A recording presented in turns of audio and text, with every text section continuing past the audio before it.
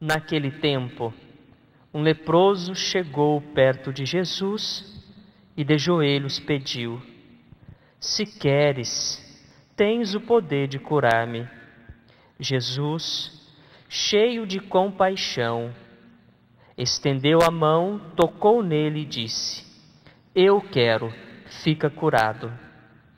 No mesmo instante, a lepra desapareceu e ele ficou curado. Então Jesus o mandou logo embora, falando com firmeza: Não contes nada disso a ninguém. Vai, mostra-te ao sacerdote e oferece pela tua purificação o que Moisés ordenou como prova para eles.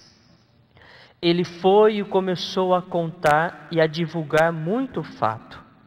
Por isso Jesus não podia mais entrar publicamente numa cidade. Ficava fora em lugares desertos. E de toda parte vinham procurá-lo. Palavra da salvação. Glória a vós, Senhor.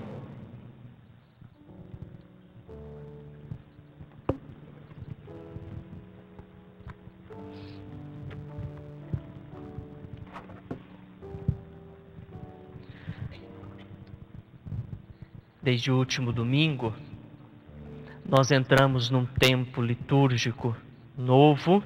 Estávamos no tempo do Natal e agora nós estamos no tempo comum. Domingo passado celebramos a festa do batismo do Senhor.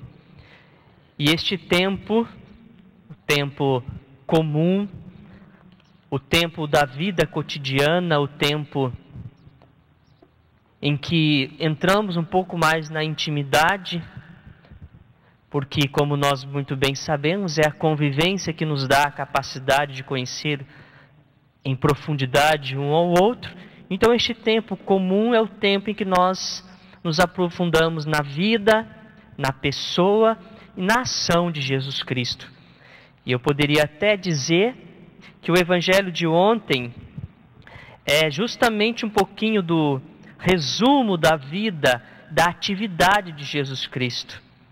O Evangelho de ontem, se vocês observarem, depois vocês podem voltar amanhã, ou melhor, vocês podem voltar depois no Evangelho e fazer uma leitura, mas você vai encontrar Jesus Cristo, na igreja, vai encontrar Jesus Cristo na vida fraterna, Jesus Cristo no trabalho e Jesus Cristo na oração. Então, o Evangelho de ontem é um resumo de toda a atividade, o resumo de toda a vida de Jesus. Jesus Cristo que vai à igreja e reza, Jesus Cristo que vive a sua vida fraterna e familiar, que vive uma comunhão com os irmãos, no caso, a vida fraterna, que vive uma vida de trabalho e uma vida de profunda intimidade com Deus na oração no deserto. E já o Evangelho de hoje é Jesus Cristo revelando o teu poder e a tua força na vida dos homens. Porque Jesus Cristo vem para revelar o poder e o amor de Deus na vida das pessoas. Vem para manifestar toda a glória de Deus aonde há trevas e pecado. Por isto, Jesus, que passeando, caminhando por onde ele caminhava, vai exercendo o poder e a força de Deus na vida dos homens. E no Evangelho de hoje é um leproso que se aproxima de Jesus, se põe de joelhos e faz uma linda oração. É importante nós lembrarmos, primeiro, que a lepra é uma doença contagiosa para o tempo de Jesus Cristo. Não só uma doença contagiosa, mas também uma doença incurável. Para nós hoje, graças a Deus, nós encontramos a solução para o problema da lepra. Mas no tempo de Jesus, para a região que eles viviam, e inclusive hoje, por ser uma região quente, é uma região de muitas doenças da pele. Então, para o tempo de Jesus, a doença lepra é algo incurável. Não só é algo incurável, como também é algo que exclui a pessoa da comunidade. Porque se é algo contagioso, uma lepra, uma pessoa convivendo, um leproso convivendo com os outros, então seria disseminar uma doença para toda a comunidade. Então, em consequência disso, o leproso ele é obrigatoriamente excluído da comunidade. Ele é colocado em qualquer lugar fora do acampamento, para não disseminar a sua doença. Então, o leproso, ele, além de ter a sua doença, ele passa por um processo de exclusão, de rejeição, de abandono dos próprios familiares, porque ele não pode mais tocar em ninguém.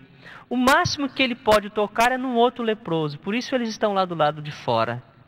São marginalizados na sociedade. Ou seja, então são condenados à solidão, à rejeição, condenados ao abandono. Mas o pior de tudo isto é ter a concepção, esses homens entender de si próprio e os outros entenderem deles, é que são homens castigados por Deus. Porque a lepra também, em toda a Sagrada Escritura, não no Novo Testamento, mas no Antigo Testamento, a lepra é entendida como um castigo de Deus.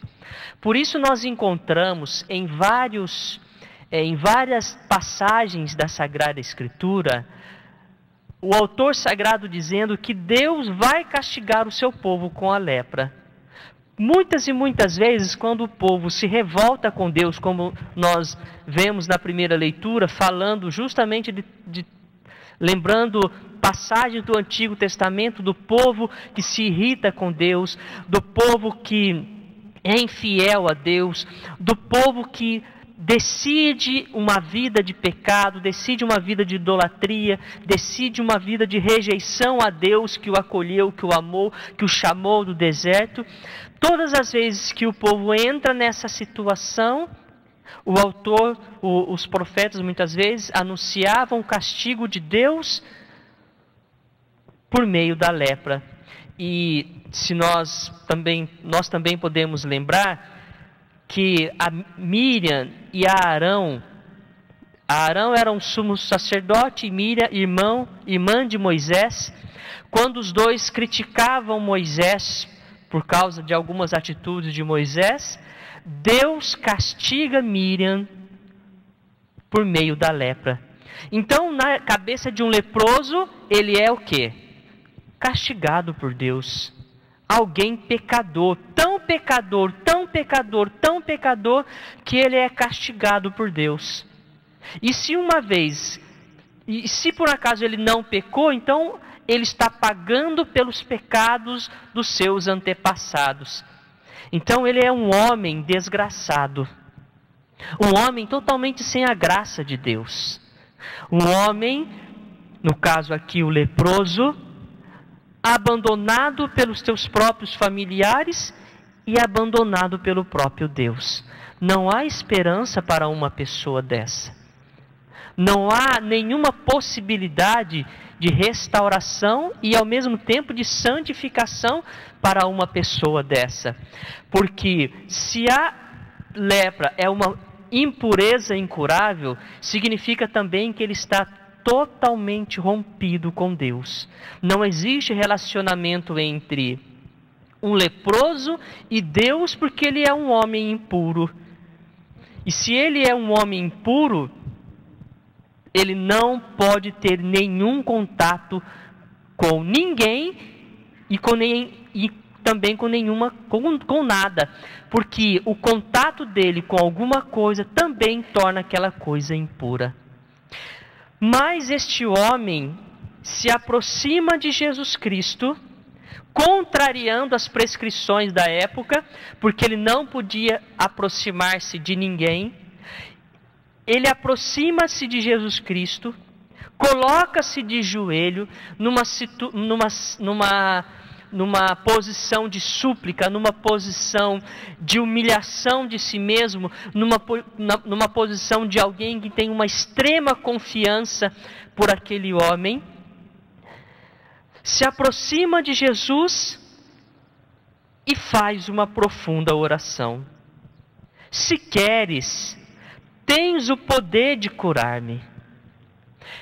Ele desenvolve aqui uma oração de profunda confiança a Jesus Cristo. Uma oração de confiança, por quê?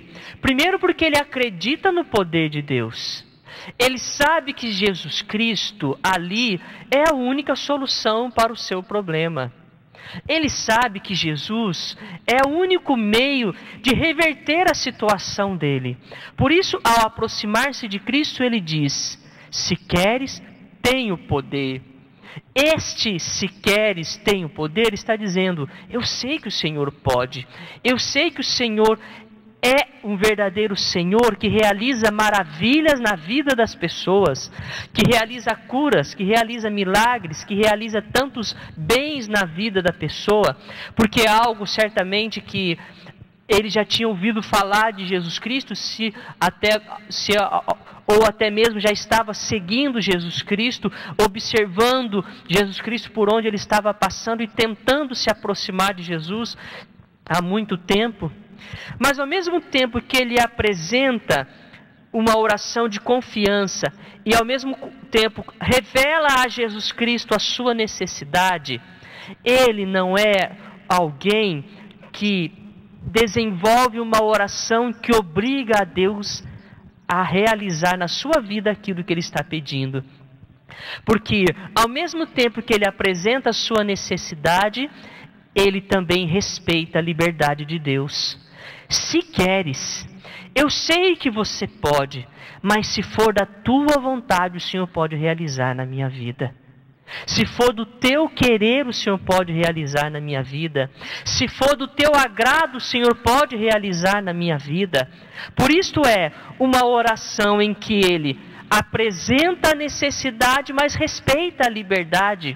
Não é uma oração que quer obrigar a Deus a agir em favor dele, mas é uma oração em que ele está se entregando livremente ao amor de Deus. É uma oração em que ele está se colocando totalmente humilde e simples diante de Deus e dizendo: eu creio em ti, mas respeito a liberdade do teu amor. Eu respeito a liberdade da tua ação. Eu não fico magoado contigo se o Senhor não quer agir na minha vida. Eu não fico magoado contigo se o Senhor não quer realizar aquilo que eu estou pedindo. Porque muita gente, ao contrário, por entender que Deus é Deus, por entender que Deus pode tudo, por entender que Deus tem a força de realizar todas as maravilhas, quando apresenta as necessidades a Deus e isso não acontece, fica magoado, fica chateado, briga com Deus, foge da igreja, não quer saber mais de Jesus Cristo, porque são pessoas que, por meio da oração, quer fazer com que Jesus Cristo seja obrigado a realizar na vida dele aquilo que ele está pedindo. Mas eu sou tão bom, mas eu busco tanto Jesus, mas eu estou tanto na igreja, eu não saio da igreja, estou lá toda hora, vou fazer adoração, rezo meu terço, pego a Bíblia, estou pedindo, e o Senhor não faz nada, o Senhor não realiza. Pelo contrário, Jesus Cristo, eu fui lá naquele hospital, botei a mão na cabeça daquela pessoa, rezei por ela, e sabe o que aconteceu, Jesus? O Senhor levou ela de mim, o Senhor arrancou ela de mim, ela morreu, e por isso fica magoado, chateado com Deus. Na verdade, Jesus Cristo atendeu a sua oração. Você não estava pedindo para Ele curar, libertar, renovar, dar vida nova a esta pessoa? E foi o que Ele deu, a vida do céu, a vida da glória.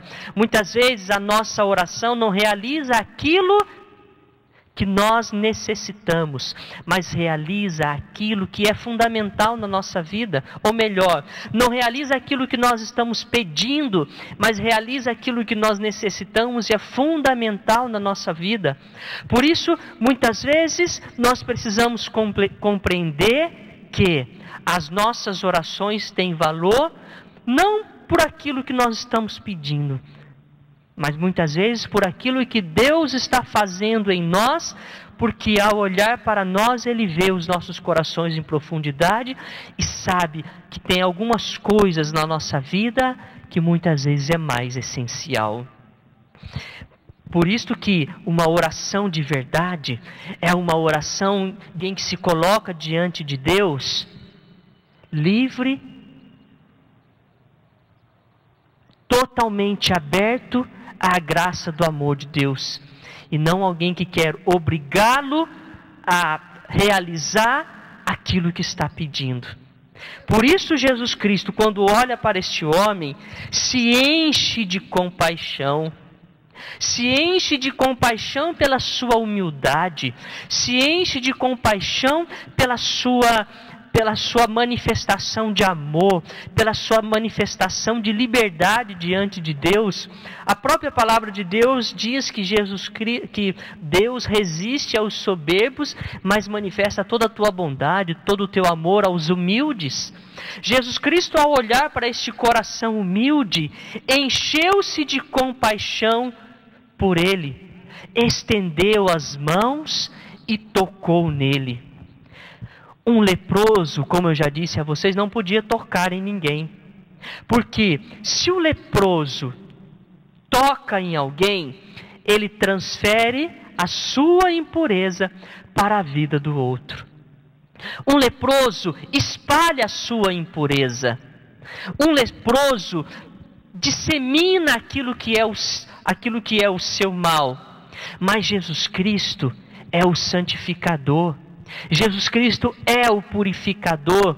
Jesus Cristo é o transformador das almas. Jesus Cristo é o restaurador dos corações. Por isso que, uma vez que Ele é plenamente santo, uma vez que Ele é plenamente puro, tudo aquilo que Ele toca se torna puro. E por que este gesto de tocar? Por que este gesto de chegar a alguém leproso, doente, tocar nele e ao mesmo tempo contrariar as regras do templo? Porque se Jesus Cristo tocou no impuro, ele também, segundo a lei, é um impuro. Tem que fazer um monte de banho, tem que fazer um sacrifício, tem que fazer um monte de coisa para se purificar.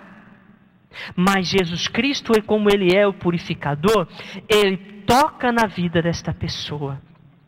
Ele toca porque este homem é um homem carente de amor. Este homem é alguém rejeitado. Este homem é alguém abandonado. Já está há quanto tempo sem um abraço? Já está há quanto tempo sem um carinho? Já está há quanto tempo sem sentir o calor humano que transforma o coração? É por isso que Jesus Cristo, antes de começar a operar profundamente na vida deste homem e curar todos os teus traumas, curar todos os teus pecados, Jesus Cristo oferece a ele um pouquinho, oferece para ele uma pitada de amor humano, oferece a ele uma pitada do calor humano, de um calor que também transforma, de um calor que renova, de um calor que escancara o coração para uma experiência do amor de Deus. Felipe Aquino, aprendi com Felipe Aquino, professor Felipe Aquino, uma frase: como é que eu vou chegar e dizer para uma pessoa, Deus te ama, se ela não tem uma experiência autêntica do amor humano? Se eu vou dizer para ela, Deus é Pai e Deus te ama, ela vai dizer para você, como é que Deus é Pai e me dá um pai desse jeito? Mas Deus te ama e Deus é bondoso para contigo, mas como é que Deus me ama se eu estou sendo rejeitado na minha família? Então, o professor Felipe Aquino sempre disse: antes de falar do amor de Deus, dê a ela uma pitada do seu amor profundo, porque uma vez que o teu amor entra, o coração se abre para uma experiência autêntica de amor de Deus. Porque nós somos humanos, nós precisamos de um amor autenticamente humano. E é isso que Jesus Cristo vem nos mostrar, e é isso que Jesus Cristo vem fazer, e inclusive é o que a carta aos Hebreus está falando já há algum tempo, dizendo que Jesus Cristo veio participar da natureza humana, dizendo que Jesus Cristo veio sofrer e experimentar aquilo que os homens viveram. Isto é a primeira leitura de ontem. E uma vez que ele experimentou tudo aquilo que é humano na vida dele, ele é capaz de ser um sacerdote misericordioso. Então é aquilo que Jesus Cristo está desenvolvendo com um toque de amor, com um toque de atenção, com um toque de carinho, predispondo o coração para uma experiência autêntica do amor de Deus. Por isso Jesus Cristo faz antes um toque de restauração na vida da pessoa, faz antes um toque de atenção, um toque de compreensão. E o mesmo aconteceu com muitas pessoas no Evangelho. Por isso, cada um de nós somos chamados a abrir o coração para Deus, para que, uma vez que Deus toque os nossos corações, nós nos tornemos para a vida do outro este toque de amor, este toque de carinho, este toque de atenção. É tocar no coração, é tocar a vida das pessoas com o mesmo toque de Jesus Cristo. O esposo tocar a esposa com o toque de Deus. A esposa tocar o marido com o toque de Deus, com as mãos de Deus. O namorado tocar a esposa com o toque de Deus, com o toque de Jesus Cristo na vida dela. Jamais tocar a esposa com as mãos do encardido. Jamais tocar tocar a namorada com as mãos do encardido. Como mesmo eu disse a vocês, o leproso, quando toca, espalha a impureza. Quando a gente toca a vida da pessoa com as impurezas do nosso pecado, é lógico que nós vamos transmitir para as pessoas a consequência do nosso pecado. Por isso que o namorado, a namorada, respeite a si mesmo, tocando um ao outro com o toque de Deus, com as mãos de Deus. E assim cada um de nós vamos espalhando a graça de Deus por este toque de amor que Deus mesmo tocou em nossos corações. E quantos toques de Jesus Cristo nós podemos receber em nossas vidas? Um toque de purificação, um toque de libertação para os nossos pecados, porque eu mesmo disse a vocês que a lepra é símbolo na Sagrada Escritura do pecado dos homens que, ao cometerem pecado, são acometidos pela lepra, e o Evangelho apresenta para nós justamente isto. Jesus Cristo curando um leproso, mas muito mais do que um leproso, trazendo a consciência da libertação dos pecados da humanidade, da lepra, da pior lepra que atinge a cada um de nós. Mas Jesus Cristo tem um toque de amor para manifestar em nossas vidas, porque Jesus Cristo quer curar, como Ele mesmo no Evangelho vai dizer: eu quero, fica curado. Jesus Cristo quer oferecer a nós também esse toque de amor, e nos oferece um toque de amor pela Eucaristia, nos oferece um toque de amor pelo sacramento da confissão. Faz quanto tempo que você não se confessa? Tem gente que se apresenta para mim no confessionário e diz, de uma forma mais natural possível: ah, padre, faz 3 anos, faz 4 anos que eu não me confesso. 4 anos sem se confessar. 4 anos com a lepra do pecado atingindo a vida, fazendo que caia os pedaços da alma. 4 anos a alma sendo desfacelada pelo pecado, e Jesus Cristo pode dar um toque de amor profundo através do sacramento da confissão, através das nossas orações, experimentarmos o toque de Deus.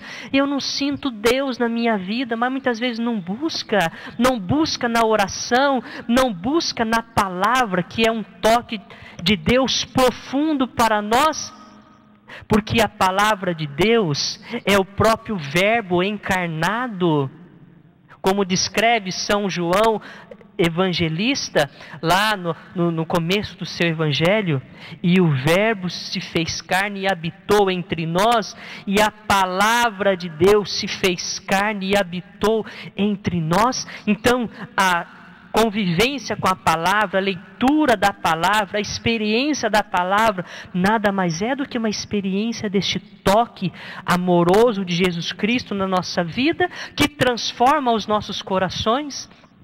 E cada um de nós precisa desta experiência. Cada um de nós precisa desta graça que transforma os nossos corações. E para eu encerrar, eu quero falar rapidamente daquilo que significa, daquilo que Jesus Cristo vai e diz para este homem que já não é mais leproso. Depois que Jesus Cristo toca nele, oferece este toque de cura, de libertação, de santificação, de restauração para a sua vida, Jesus Cristo diz assim para ele: vai mostrar-te ao sacerdote e oferece pela tua purificação o que Moisés ordenou como prova para eles. O sacerdote era o homem que, por questões de lei, ele dava a sentença de condenação. Ele dava a sentença de exclusão. O sacerdote era aquele que dizia assim: você é impuro, porque você é impuro, você precisa agora andar por aí despenteado, com as suas roupas rasgadas e gritando: impuro, impuro, impuro. Ou seja, o sacerdote era aquele que precisava colocar um rótulo na pessoa e dizer assim: você agora é o impuro, e por isso sai por aí proclamando impuro e vai viver fora da comunidade. Jesus Cristo, quando diz vai mostrar ao sacerdote, porque quando a pessoa também, se a pessoa passa por um processo de cura, tem todo um rito a ser feito, que o sacerdote olha, ao mesmo tempo que ele foi o princípio de exclusão, ele agora também é o princípio de inclusão. E uma vez que aquela pessoa já estava curada, uma vez que aquela pessoa já estava liberta por Jesus Cristo, só que muitas vezes, o que permanece na vida da pessoa? O rótulo.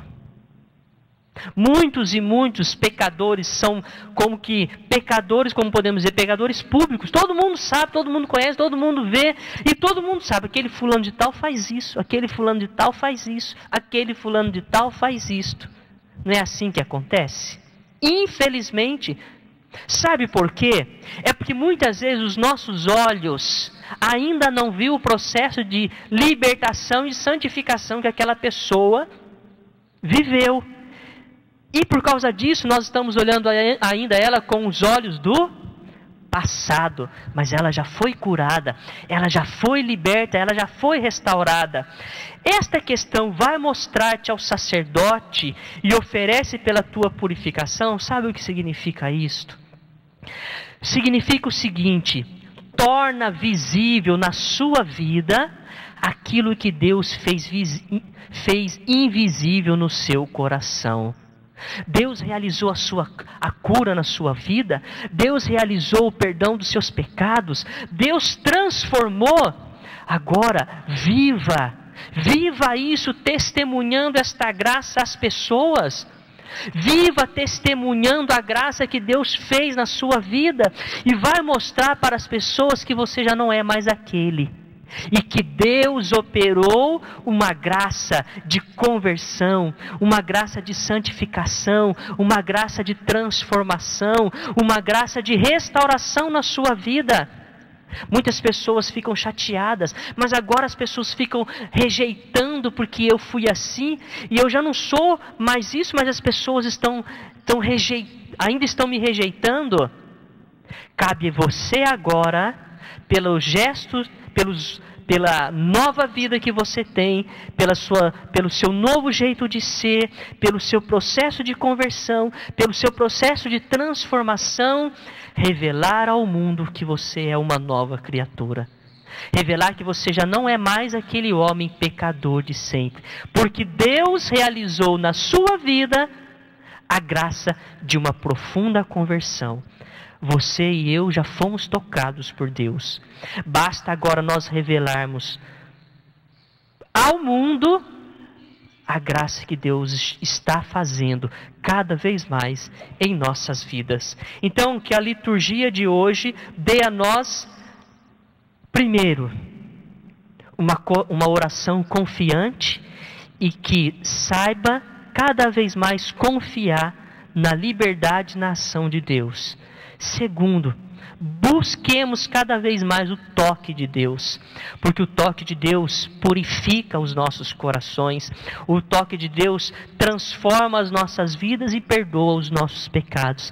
E terceiro, uma vez tocados por Deus, podemos testemunhar ao mundo, mostrar às pessoas que nós somos novas criaturas, homens restaurados, purificados pela graça de Deus, perdoados por Deus, e é esta graça que Deus quer fazer na vida das pessoas.